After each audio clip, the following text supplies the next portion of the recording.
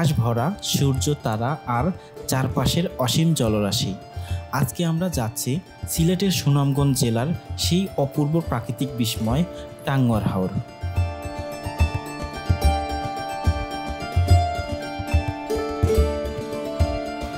টাঙ্গুয়ার হাওরকে অনেকে বলেন নীল জলরাশি আর সবুজ পাহাড়ের মিলন মেলা।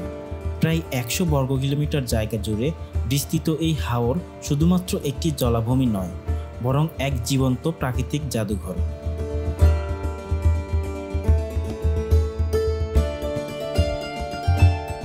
এখানে বর্ষায় চারপাশে শুধু জল আর জল, আর শীতে জমে ওঠে অসংখ্য অতিথি পাখির মিলন মেলা।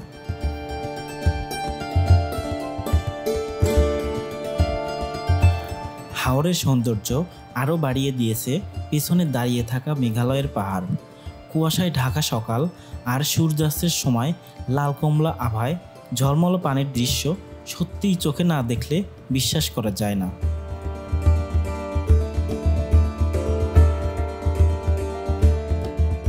প্রকৃতির বুকে হারিয়ে যেতে চাইলে একবার হলেও ঘুরে আসুন টাঙ্গুয়ার হাওর। আপনার মনে হবে এ যেন এক টুকরো বাংলাদেশ, যাকে দেখে চোখ ভরে না।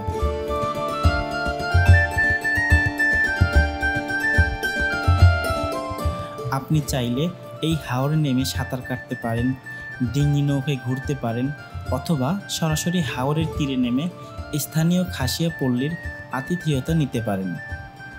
নীরব পানির বুকে ভেসে থাকতে থাকতে মাথার উপর যখন ঝলমল করবে হাজারো তারা, তখন সত্যিই মনে হবে এ যেন এক স্বপ্নরাজ্য।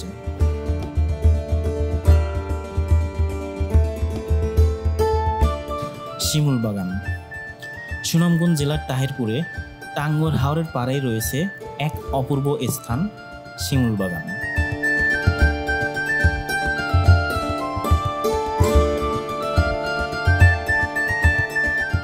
প্রায় 2000-এরও বেশি শিমুল গাছ দিয়ে সাজানো এই বাগান বসন্তকালে রূপ নেয় এক লাল স্বর্গরাজ্যে।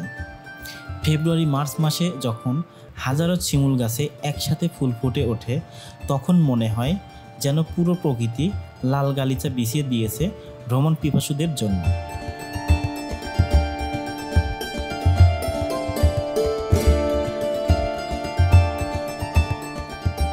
নীলাদ্রি লেক। সিলেটের সুনামগঞ্জ জেলার তাহিরপুরে অবস্থিত প্রকৃতির এক অপূর্ব সৃষ্টি নীলাদ্রি লেক।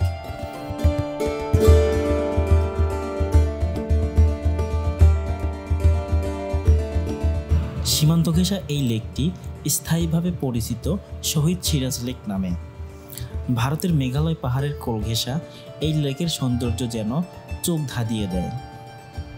সবুজ পাহাড়, নীল জল আর সাদা মেঘ মিলেমিশে তৈরি করেছে এক স্বপ্নীল পরিবেশ।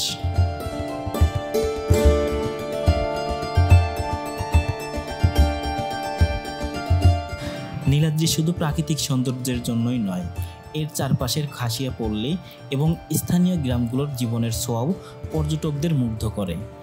আপনি চাইলে নৌকা ভাড়া করে লেকের চারপাশে ভেসে বেড়াতে পারেন, কিংবা লেকের তীরে বসে উপভোগ করতে পারেন মেঘের খেলা।